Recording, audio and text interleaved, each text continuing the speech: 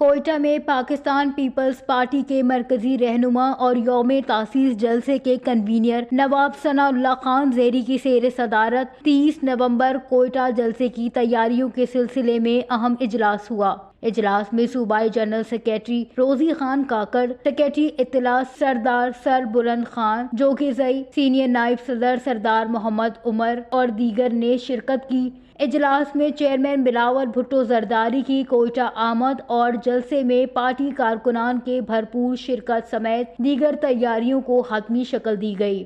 Party رہنماؤں کا اجلاس سے خطاب کرتے ہوئے کہنا تھا کہ 30 نومبر کا جلسہ تاریخ ساز ہوگا اور کوئٹہ میں ہر طرف پارٹی جھنڈوں کی بہار اور جیالوں کا جوش و خروش ہوگا۔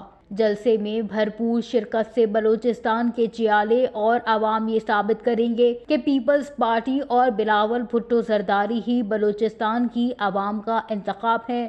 اجلاس میں پیپلز اسٹوڈنٹس فیڈریشن کے صدر جہانگیر بلوچ، پیپلز یوتھ کے صدر عین الدین کاکڑ، انجینئرنگ فورم کے صدر علی احمد، جنرل سیکریٹری احسن خلجی اور دیگر ذیلی ونگز کے عہدیداران نے بھی شرکت کی۔